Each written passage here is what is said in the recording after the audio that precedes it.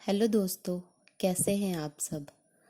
आशा करती हूँ कि आप सब अच्छे होंगे। आज जो कहानी मैं आपको पढ़कर सुनाने वाली हूँ उस कहानी का शीर्षक है पेड़ पौधों की दुनिया। एक बूढ़ा आदमी सड़क किनारे आम का पौधा लगा रहा था। वह इतना बूढ़ा था कि उसके हाथ पैर कांप रहे थे। संयोग से उसी समय वहां से राज्य के राजा की सवारी निकली।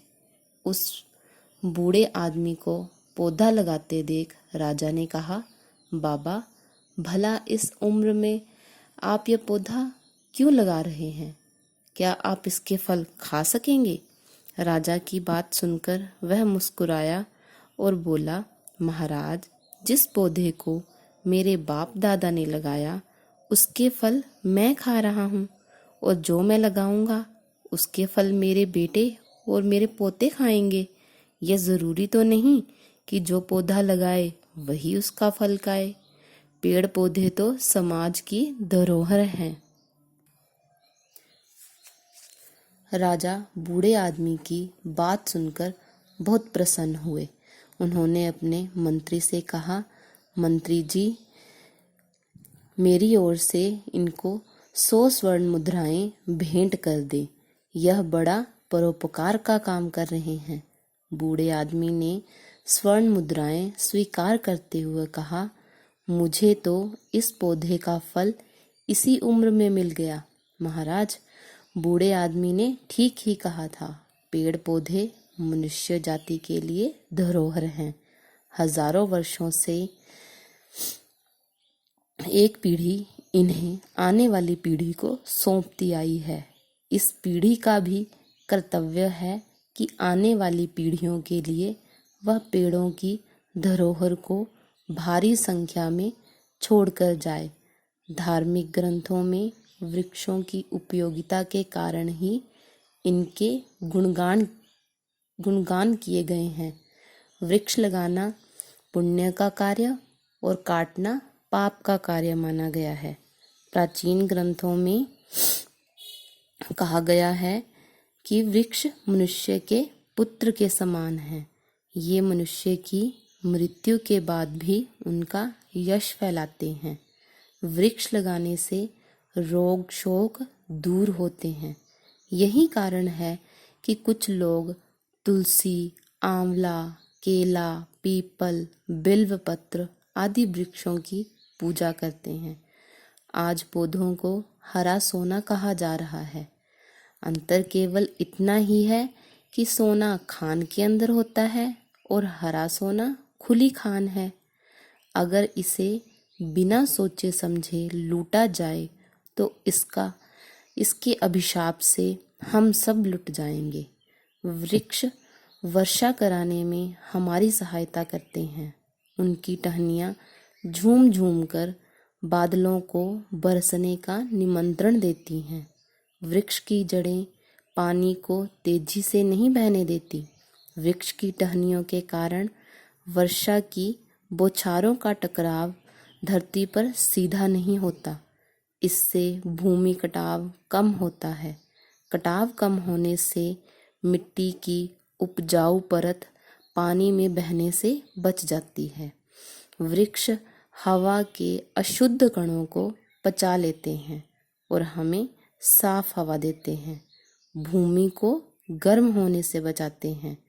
अगर वृक्ष न हो तो धरती का तापमान इतना बढ़ जाएगा कि एक दिन ध्रुवों पर जमी सारी बर्फ पिघल जाएगी। उस बर्फ से इतना पानी बनेगा कि पूरी धरती जलमग्न हो जाएगी। तब न आप बचेंगे, न हम, और न बचेंगे रंग बिरंगे पशु पक्षी। देखा, पेड़ पर कुल्हाड़ी उठाकर हम अपने ही पैरों पर कुल्हाड़ी मारते हैं। जनसंख्या की बढ़ोतरी के कारण आज पेड़ों को बड़ी संख्या में काटा जा रहा है। खेती के लिए वनों का सफाया किया जा रहा है। नदी घाटी परियोजनाओं के लिए पेड़ गिराए जा रहे हैं। रेल और सड़कों का जाल बिछाने के कारण वृक्षों का सफाया हो रहा है। विकास के लिए ये सब काम जरूरी हैं। लेकिन हमें इन सभी समस्याओं के बीच से ही कोई रास्ता निकालना होगा। यदि नहरें बनानी हैं तो उसके किनारे किनारे वृक्षों की पंक्तियां लगाई जा सकती हैं।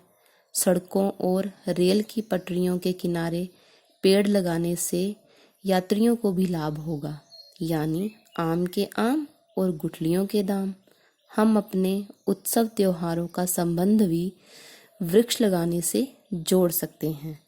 जन्मदिन हो या नामकरण संस्कार, विवाह हो या कोई उत्सव, हम उनकी स्मृति में यदि एक एक पेड़ भी लगाएं तो कुछ ही वर्षों में धरती हरी भरी हो जाएगी। धरती पर नंदनवन उतर आएगा।